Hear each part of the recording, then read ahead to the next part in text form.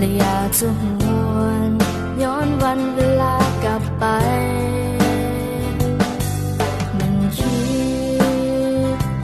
ถึงใบหน้าหอยน้ำตาหอยยิ้มที่เคยได้เห็นคิดถึงชีวิตนักเรียนมัธยมที่เคยเป็นและบอกเคยลืมว่าเฮาหากันเท่าใดห่างกันแสนไกลหัวใจยังเหมือนเก่าห่างกันเท่าใดหัวใจเฮาเหมือนเดิม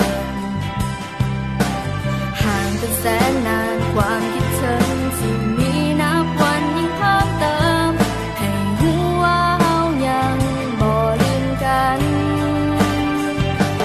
และนับจากวันนี้บ่ว่าจะโดนเท่าใดจะให้สัญญาต่อกันว่าจะเก็บเอาความทรงจำของเฮาไว้ในหัวใจจะเก็บมันไว้และจะเป็นกำลังใจให้กันเมื่อในวันต่อไปถ้าเจ้าอาจต้องเสียใจหรือเจ้าต้องมีน้ำตาคอยนึกถึงความทรงจำของเฮา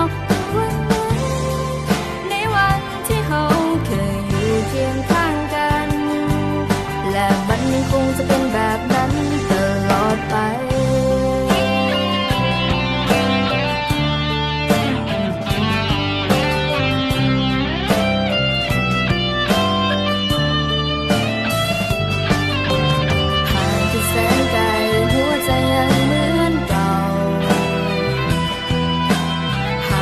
เท่าใดหัวใจเฮาเหมือนเดิมห่างกันแสนนานความคิดถึงที่มีนับวันยิ่งเพิ่มเติมให้รู้ว่าเฮายังบ่ลืมกันและนับจากวันนี้บ่ว่าจะโดนเท่าใดจะให้สัญญาต่อกันว่าจะเก็บเอาความทรงจำของเฮาไว้ในหัวใจจะเก็บมันไว้และจะเป็นกำลังใจให้กันเมื่อในวันต่อไปถ้าเจ้าอาจต้องเสียใจหรือเจ้าต้องมีน้ำตาคอยนึกถึงความทรงจำของเฮาในวันที่เฮาเคยอยู่เคียงข้างกันและเฮายังคงจะเป็นเพื่อนกันตลอดไปและนับจากวันนี้บ่ว่าจะโดนเท่าใดจะให้สัญญาต่อกันว่าจะเก็บเอาความทรงจำของเฮาไว้ในหัวใจจะเก็บมันไว้และจะเป็นกำลังใจให้กันเมื่อในวันต่อไปถ้าเจ้าหากต้องเสียใจหรือเจ้าต้องมีน้ำตาคอยนึกถึงความทรงจำของเฮาเมื่อวันนั้นในวันที่เฮาเคยอยู่เคียงข้างกันและเฮายังคงจะเป็นเพื่อนกันตลอดไป